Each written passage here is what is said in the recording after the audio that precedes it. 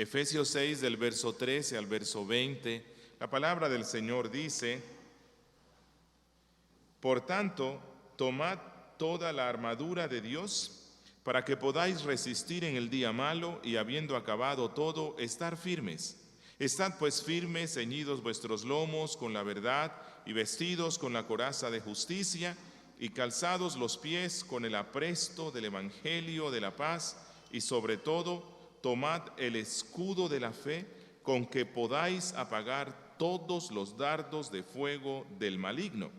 Y tomad el yelmo de la salvación y la espada del Espíritu, que es la palabra de Dios, orando en todo tiempo con toda oración y súplica en el Espíritu, y velando en ello con toda perseverancia y súplica por todos los santos, y por mí, a fin de que al abrir mi boca me sea dada palabra para dar a conocer con denuedo el misterio del Evangelio, por el cual soy embajador en cadenas, que con denuedo hable de él como debo hablar.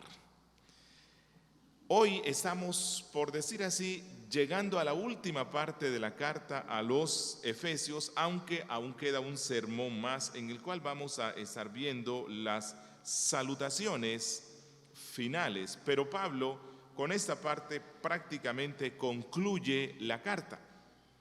Recordemos que la carta de Pablo a los Efesios de una forma especial ha resaltado las riquezas celestiales, las maravillosas realidades espirituales y las riquezas de la gracia que recibe el creyente a través de la obra de Cristo. Yo espero que luego de toda esa serie de sermones que hemos dado, usted y yo tengamos esa fortaleza, vigor, ánimo y esperanza espiritual al reconocer y recordar todas las riquezas de la gracia que tenemos por medio de Cristo Jesús. Que en nuestras vidas, desde el momento en el cual pusimos la fe en Cristo, se inició un proceso santificante y transformador por el Espíritu Santo. Empezamos una vida nueva y en esta vida nueva, en esta vida llena de las riquezas de la gracia de nuestro Dios, hemos estado en oposición al diablo y al mundo y a la carne. Que cuando una persona ha puesto su fe en Cristo, en él empieza un proceso por el Espíritu para mortificar los deseos de la carne y oponerse a los deseos del diablo y del mundo. Por lo tanto, en consecuencia, tanto el diablo como el mundo como la carne se oponen al cristiano. Y esto es a lo que nosotros denominamos la guerra espiritual. La guerra espiritual. Que el diablo, nuestra carne y el mundo se oponen a esta nueva vida que ya Pablo dijo es una nueva vida marcada por la sobriedad, es una nueva vida marcada por el amor sacrificial, por la sujeción bíblica de los unos a los otros, de la esposa al esposo, del esposo a Cristo, de los hijos a los padres, una nueva vida caracterizada por el dominio propio, la llenura del Espíritu Santo, entre otros. Por lo tanto, Pablo concluye su carta diciéndonos, mire, todas estas riquezas de la gracia y todo este proceso santificante que les mencioné en el 4, en el 5 y en el 6, y todas las glorias de pertenecer a la iglesia de Cristo, todo esto hace que aquel que ha puesto su fe en Cristo se convierta en un objetivo militar, en un blanco militar. ¿De parte de quién? De parte del enemigo de las almas, de parte del diablo. Todo aquel que llega a ser creyente realmente está inmerso en esta guerra.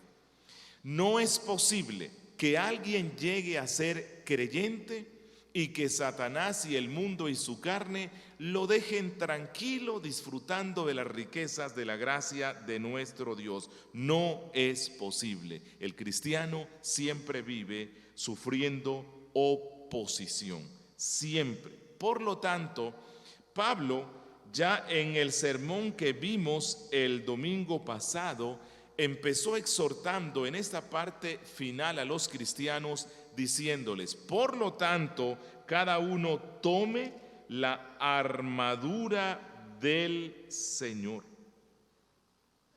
En el verso 10 dijo: por lo demás, hermanos míos, fortaleceos en el Señor y en el poder de su fuerza. ¿Por qué razón? Porque tendemos a desanimarnos cuando nosotros anhelamos andar a la luz de todas las exhortaciones que Pablo nos ha dado en Efesios, a la luz de estos principios santificantes, pero vemos que los obstáculos para crecer en santificación son muchos. Por lo tanto, Pablo ya nos dijo que el remedio para superar ese temor paralizante es por medio del valor y la fuerza que recibimos de lo alto. Que si nosotros no recibimos ese valor y esa fuerza de lo alto, entonces vamos a desanimarnos. Y lo más importante es que aunque estamos en una guerra espiritual, algo que nos consuela es que el buen final de esta guerra está garantizado por Dios, que no es en nuestra fuerza humana, que así como Dios cuando le dice a Josué: entren a la tierra prometida, porque ya yo se las he dado, porque ya yo he vencido a todos esos ejércitos, pero entren, guerréenla y vénzanlos.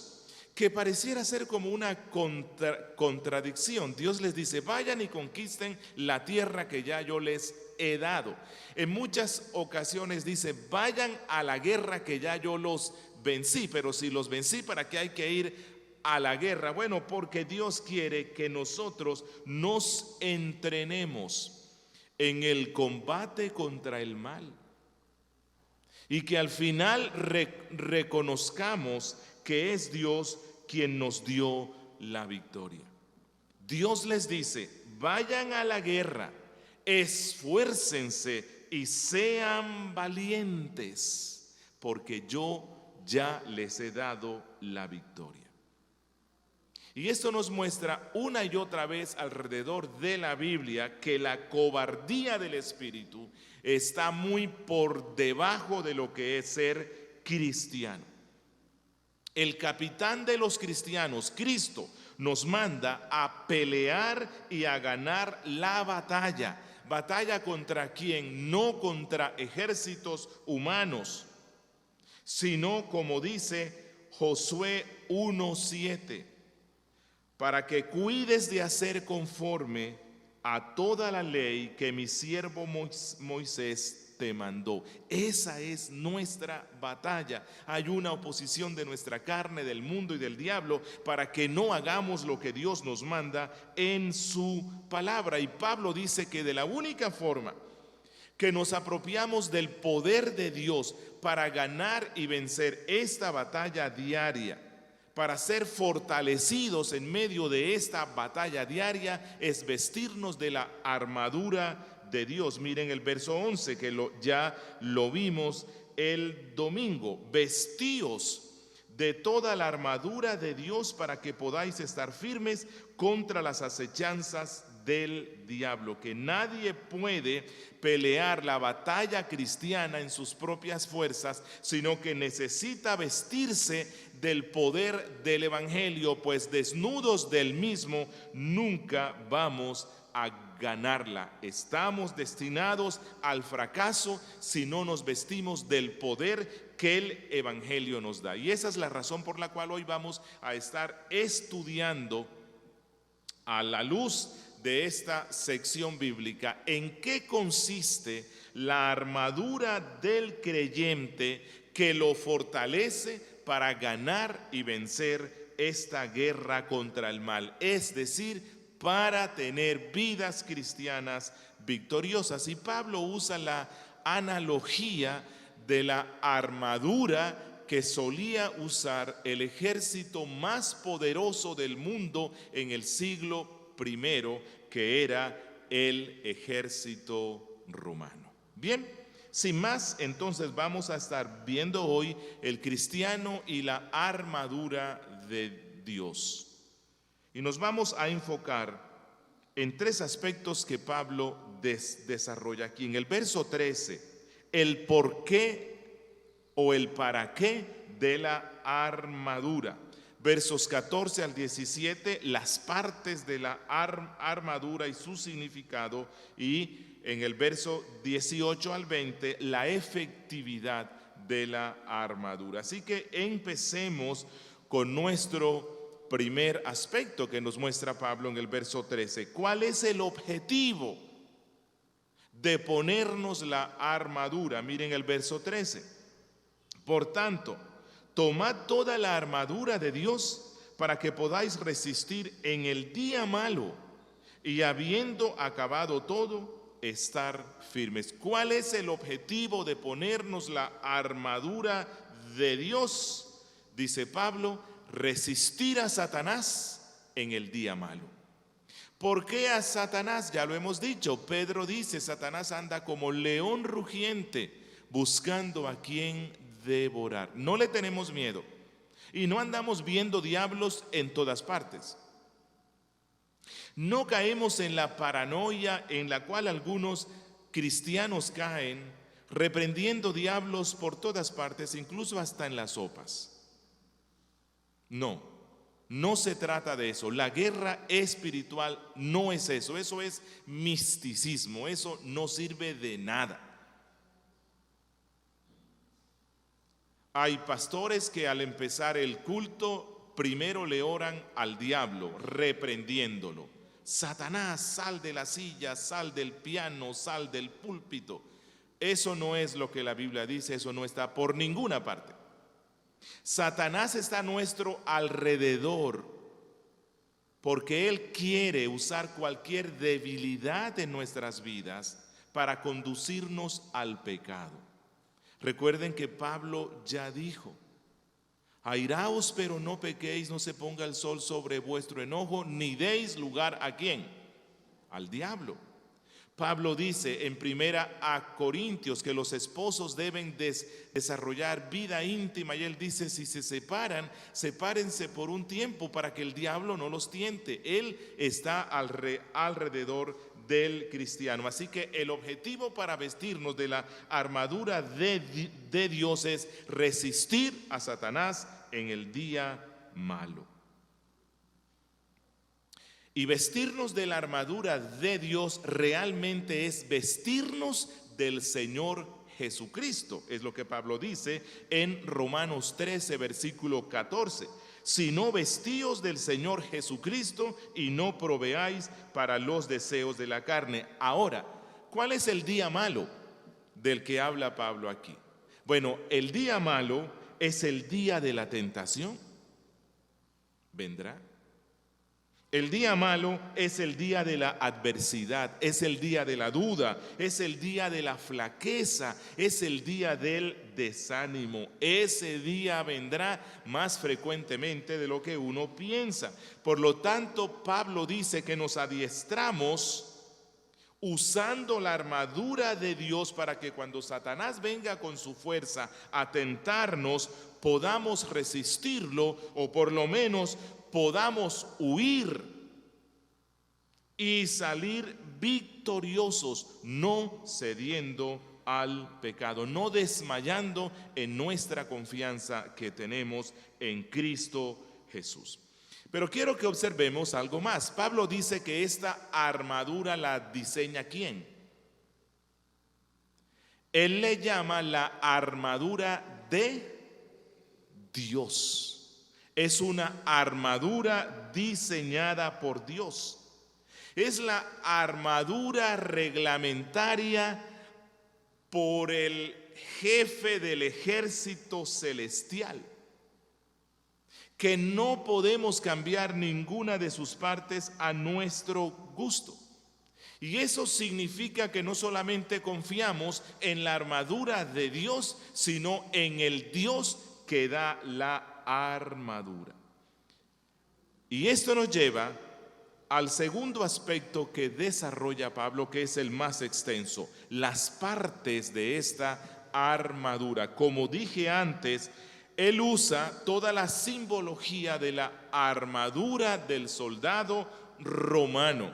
Y quiero que observemos cada una de sus partes, cada uno de los elementos que forman parte de la armadura con la cual el cristiano se viste diariamente. Y cada una de estas partes tienen una simbología especial relacionado con el poder y la fuerza que recibimos del Evangelio. Y espero que al estudiar y entender esto, saquemos de nuestra mente cualquier concepto de la guerra espiritual que hayamos aprendido en alguna iglesia cristiana y adoptemos la verdadera guerra espiritual a la luz de lo que la Biblia dice. El primer elemento de la armadura del cristiano es el cinturón. Versículo 14, parte A.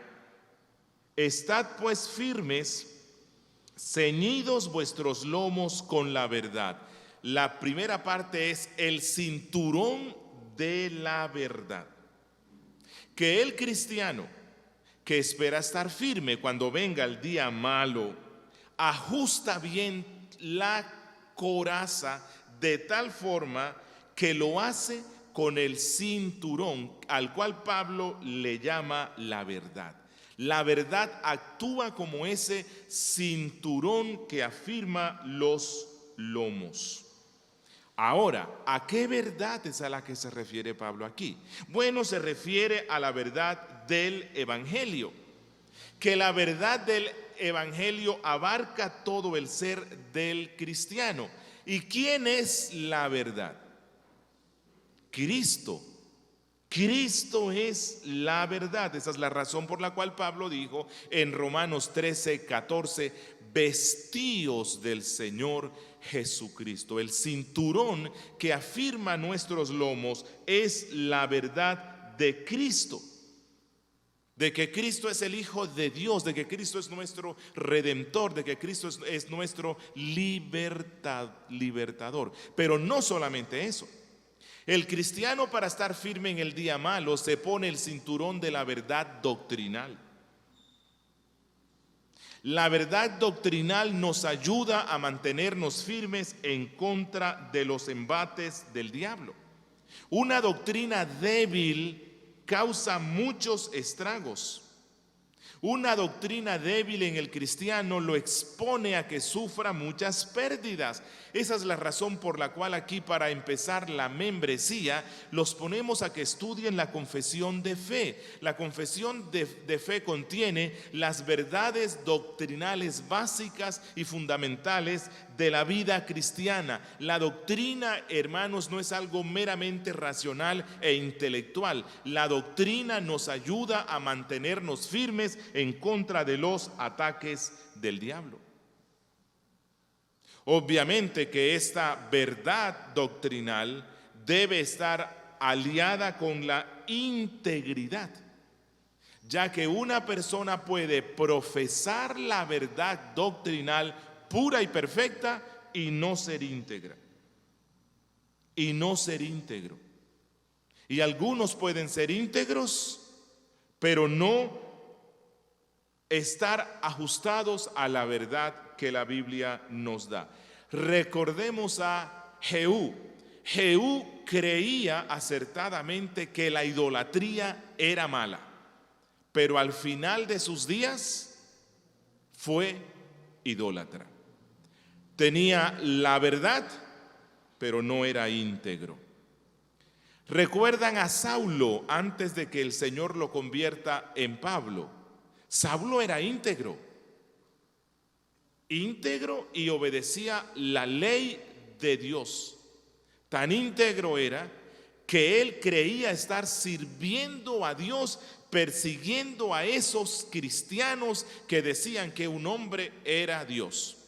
Él era íntegro a la verdad que creía, pero él no tenía la verdad divina hasta cuando Dios se le presentó.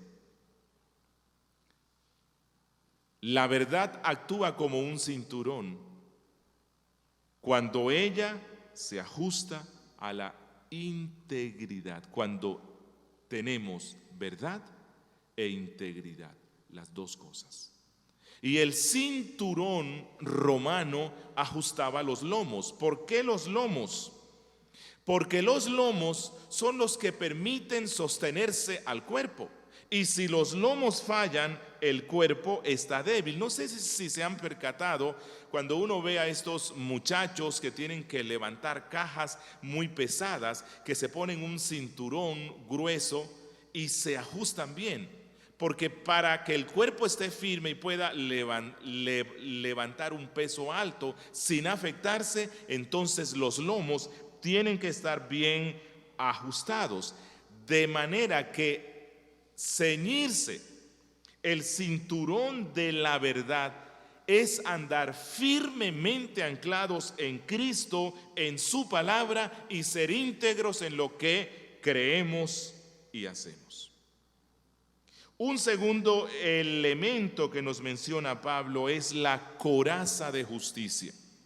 La coraza de justicia, verso 14b dice: y vestíos con la coraza de justicia. El soldado romano usaba la coraza con el fin de proteger el pecho, los lados y la espalda. Así que ella le cubría toda esta parte del cuerpo, porque allí solían atacarlo los soldados enemigos, e incluso en ocasiones protegía también el cuello, especialmente de las lanzas. La coraza se hacía de un material resistente, o de hierro, o de bronce, o madera fina, o de cueros endurecidos. Pero Pablo le llama como la coraza de justicia. Así que la justicia en el cristiano actúa como una coraza protectora en contra de las lanzas que nos manda el diablo. ¿Y a qué se refiere aquí con la justicia? ¿Será la justicia nuestra? No tenemos. Pero sí se refiere a la justicia imputada de Cristo. En ocasiones el diablo, como hizo con Lutero, vendrá y le va a hacer una lectura de los muchos pecados que el cristiano ha cometido en su vida y lo ataca por ese punto y le dice: ¿qué servicio vas a dar tú al rey? ¿Cómo crees que vas a ser victorioso sobre ese pecado en el cual has caído una y otra vez? Tú estás arruinado, desiste. Y son lanzas que él manda. Entonces el cristiano que tiene la coraza de la justicia imputada de Cristo dice: sí, yo sé que fui eso, yo sé que hice eso y muchas cosas más, diablo, que tú no mencionas, pero yo no confío en mi justicia, sino que confío en la justicia de Cristo, en el cual he puesto mi fe, y Dios me ve como si nunca hubiese pecado. Y cuando eso pasa, las lanzas del diablo ya no entran a hacerte daño. Así que se refiere por un lado a la justicia imputada de Cristo, pero también a la justicia impartida de Cristo, lo que denominamos la justicia santificante. Las dos cosas: justicia imputada y justicia santificante. Nosotros no la tenemos por nosotros mismos,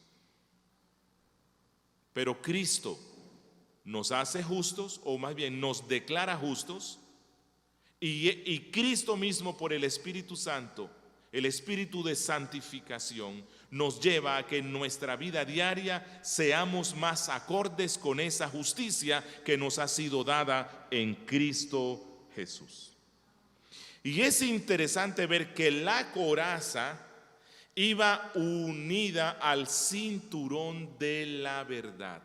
La coraza de la justicia y de la justicia santificante siempre va unida al cinturón de la verdad doctrinal. Un tercer elemento que nos menciona Pablo es el calzado espiritual.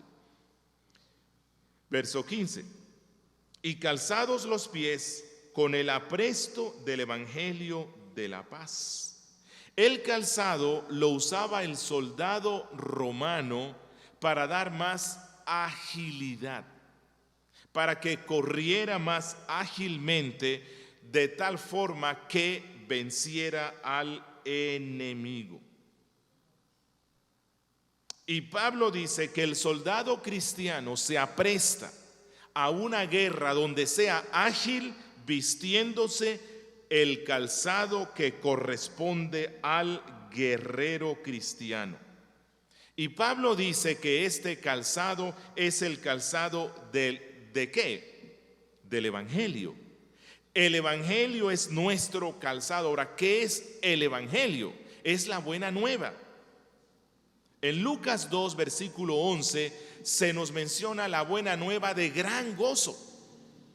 Bueno, esa buena nueva de gran gozo es la que nos permite correr livianamente y rápidamente, de tal forma que huyamos del diablo.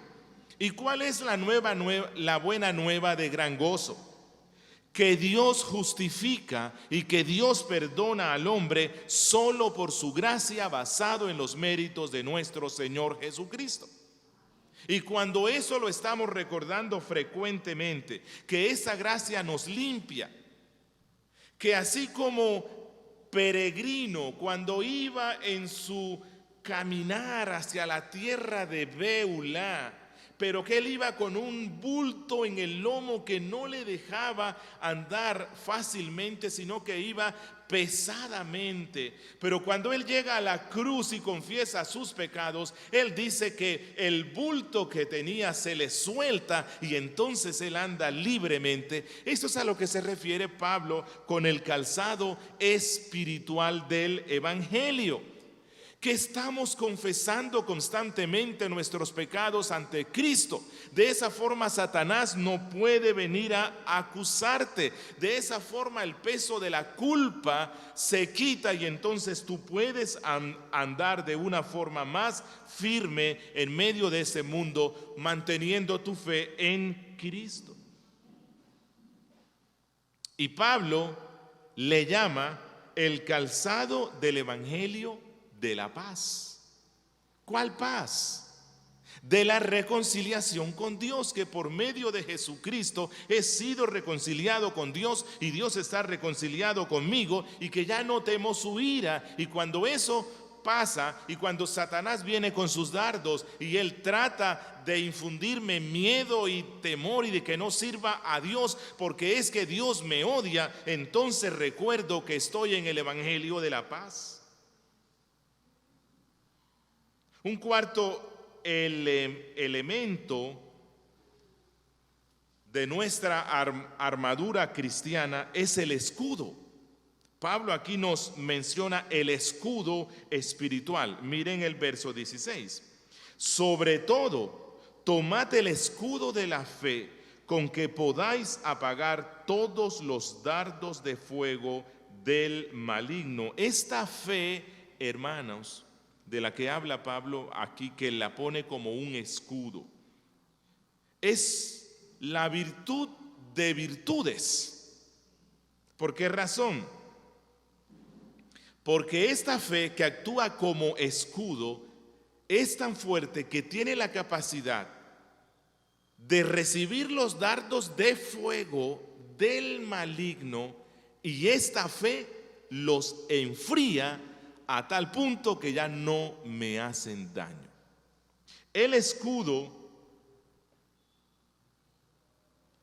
tenía la capacidad de proteger cualquier parte del cuerpo. El soldado lo llevaba en su mano izquierda Y cuando veía que lanzaban un dardo a la cabeza, aunque él ya tenía un yelmo, él se protegía con el escudo. Si se lo mandaban hacia el pecho, se protegía con el escudo. Y esto nos muestra la importancia de la fe.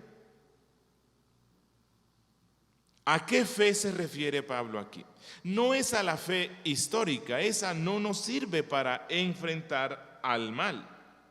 No es la fe temporal, no es la fe milagrosa, no. Se trata de la fe justificadora. Y esto nos lleva a recordar una vez más, la armadura del cristiano es el Evangelio. Es Cristo, eso es lo que nos permite enfrentar los ataques del diablo. Pero no se trata de un mero asentimiento racional de la verdad del Evangelio. Hay personas que dicen sí creo y que te pueden hacer un resumen del Evangelio. Pero recuerden que Judas pudo hacerlo también. Judas hizo un resumen del Evangelio. Tenía una fe racional, pero no la fe justificadora, que es de la que habla Pablo aquí. La fe justificadora, alguien la definió como el acto del alma, oigan esto, el acto del alma por el cual se descansa en el Cristo crucificado para recibir perdón y vida y se confía en la garantía de esa promesa. Y la fe es un escudo, como ya dije, porque ella sirve para proteger todo el cuerpo. La fe defiende al ser cristiano completo, preserva cada parte del cristiano.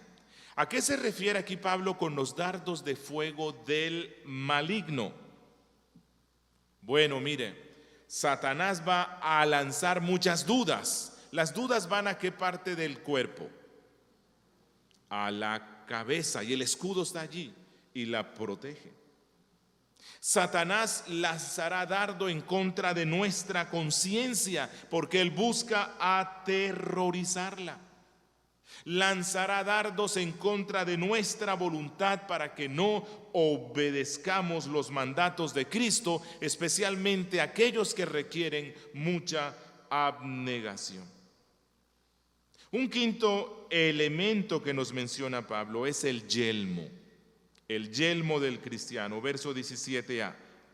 Y tomad el yelmo de la salvación. El yelmo es la pieza de la armadura que cubre ¿qué? La cabeza. Por cierto, todas las piezas que hemos visto de la armadura hasta este instante son defensivas, si se han dado cuenta. Buscan proteger al cristiano de los ataques del diablo. No garantizan que no vamos a sufrir, pero sí que nosotros vamos a salir victoriosos, especialmente defendiéndonos, protegiéndonos de los ataques del diablo. Y esto nos muestra que el objetivo principal de Satanás es quitarnos algo, dañarnos en algo, especialmente dañar el depósito de la gracia que el Evangelio ha depositado en el corazón del cristiano. Y todo esto nos muestra que el cristiano vence al diablo sin ser vencido. O sea, el objetivo es que no seamos vencidos por el diablo. Y al no ser vencidos por el diablo, lo vencemos. Así que casi todo es defensivo. Solo una es ofensiva, pero casi todo de lo que nos está hablando Pablo es de defensa. Y esto implica que en la guerra espiritual no debemos traspasar los límites que ha puesto nuestro Dios al llamado que nos hace a la guerra. Es decir, ¿quién es el atacante? El diablo, no nosotros. Y allí es donde buena parte de la cristiandad contemporánea está equivocada. Ellos creen que la guerra espiritual es ellos meterse y provocar al diablo y lanzarle maldiciones, cuando el mismo libro de Judas nos dice que esa es una característica de los falsos profetas, que ni siquiera cuando el arcángel estaba peleando con el diablo se atrevió a lanzarle maldiciones, sino que el arcángel dijo: que Dios sea quien te maldiga. Y hay cristianos que van a la guerra y que tratan de provocar al diablo. A ver, no. Las armas que el Señor nos da son defensivas. El diablo es quien nos tienta, no nosotros a él. Eso es un grave error. Y Pablo en 1 Tesalonicenses 5:8 nos explica en qué consiste el yelmo de la salvación. Miren, 1 Tesalonicenses 5:8. Pero nosotros que somos del día, seamos sobrios, habiéndonos vestido con la coraza de la fe y de amor, y con la esperanza de salvación como yelmo. ¿Cuál es la esperanza de salvación? O sea, ¿cuál es nuestro yelmo? Dice Pablo que es la esperanza de salvación, que por esta esperanza aguardamos todo lo bueno.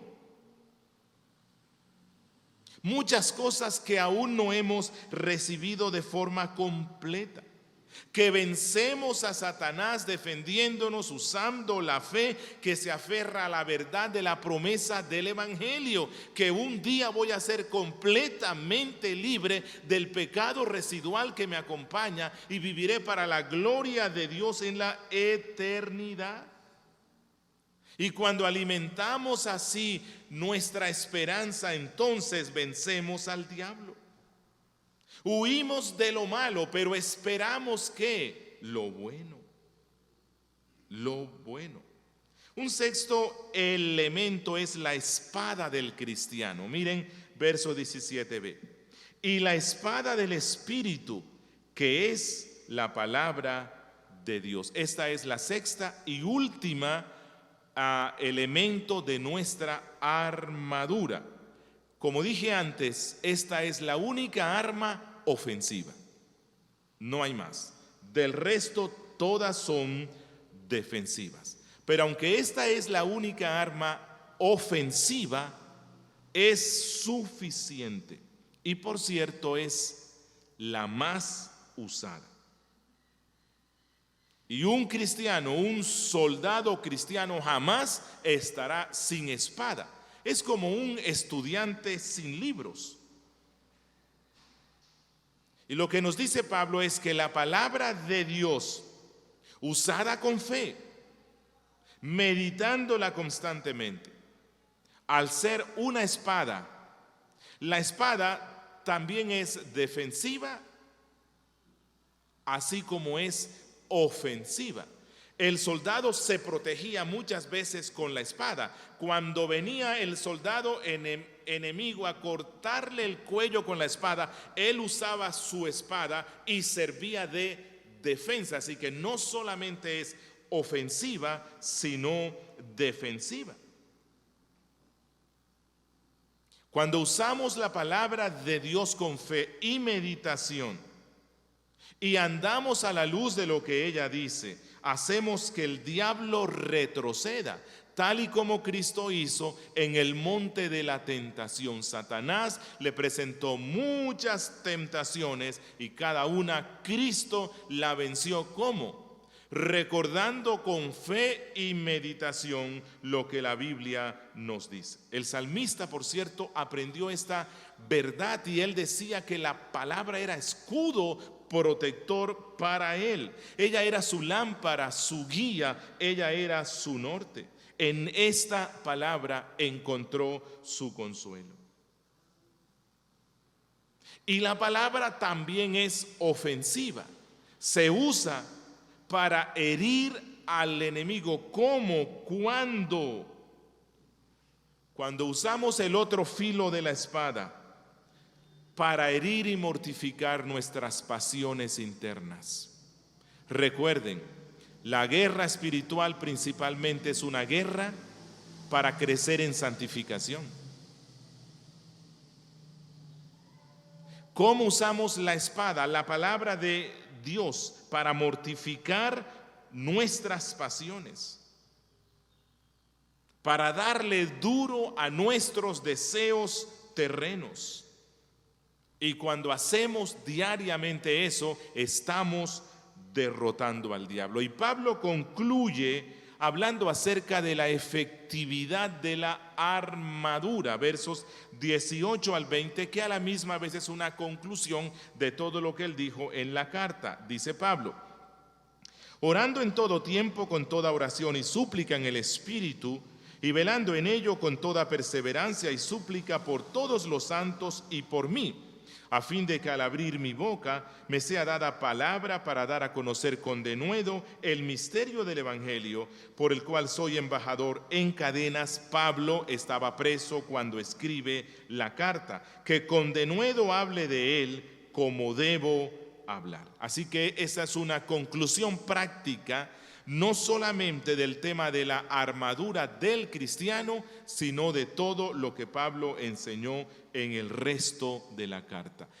La conclusión que hace Pablo es esta: las riquezas de la gracia, las cuales incluyen, como ya hemos visto, la predestinación, la elección, la adopción, la reconciliación, la unión con Cristo, el sellamiento con el Espíritu Santo, ser llenos del Espíritu Santo, ser admitidos en la iglesia, el cuerpo de Cristo, la mortificación del pecado, el proceso de santificación, las relaciones santificadas en la familia, esposo, esposa, esposa, esposo, padres, hijos, las relaciones sociales, amo, esclavo, jefe, empleado, el vestirnos de la armadura de Dios para vencer al enemigo. Todo esto, puede que usted lo sepa, que lo conozca muy bien, pero será de poca utilidad en su vida, al menos que lo bañe con la constante oración. Eso es lo que nos dice Pablo. Que si acudimos muy poco al medio de gracia de la oración, que nos permite recibir más gracia, entonces no vamos a andar en este mundo, como Pablo dijo, como hijos de Dios, imitadores de Cristo, victoriosos sobre el mal, siendo testigos de Cristo en medio de un mundo malo. Así que Pablo aquí lo que resalta es que la oración se convierte en el elemento esencial que no forma parte de la armadura, que está por fuera. ¿Por qué? Porque ella lo abarca todo. Toda nuestra vida cristiana desde el principio y hasta el fin.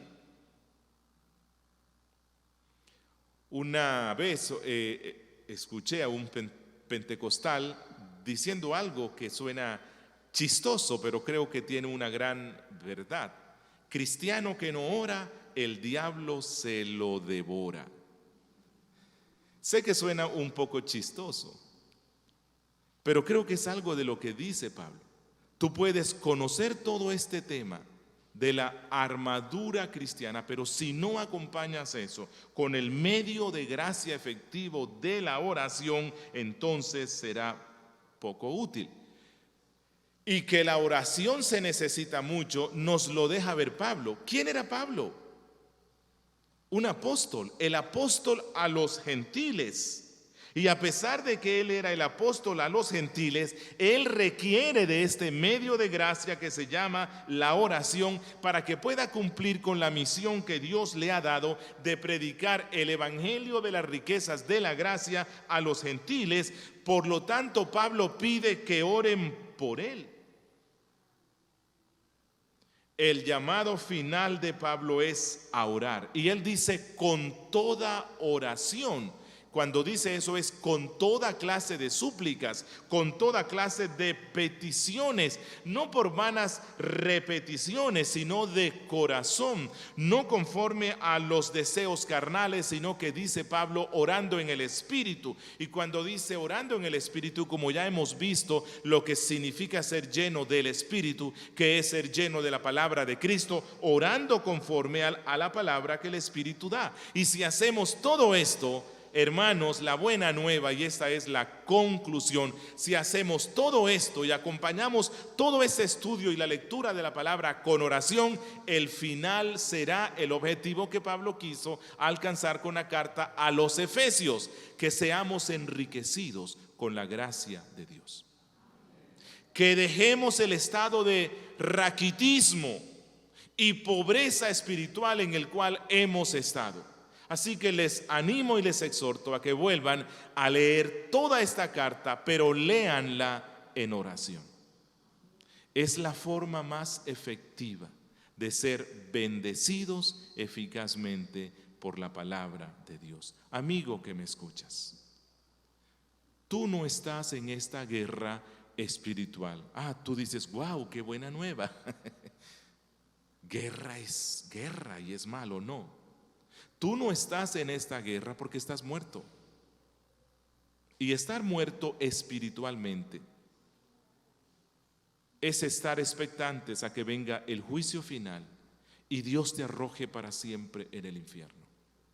Es mejor pelear la guerra que sufrir la ira de Dios eternamente en el infierno. Amigo, yo te animo hoy a que vengas a Cristo, ese que dio su vida en la cruz por el pecador, que confieses delante de Él tus pecados, reconozcas que eres miserable y digno del infierno, pero que la gracia de Dios en Cristo en su cruz es muy grande y lo reconozcas como tu Salvador. Entonces experimentarás la paz del Evangelio, la justicia imputada de Cristo. Tendrás la fe que te libra de los dardos del mal. Podrás orar a Dios y experimentar la paz que solamente Él puede dar. Amigo, ven a Cristo y pon tu confianza en Él. Oremos. Padre nuestro que estás en los cielos, una vez más, gracias. Gracias por tu palabra expuesta en este día. Oh Señor, bendícenos abundantemente, aplicándola a nuestras vidas, impregnándola a nuestras vidas, y llévanos a una vida cristiana cada vez más victoriosa. En Cristo Jesús. Amén.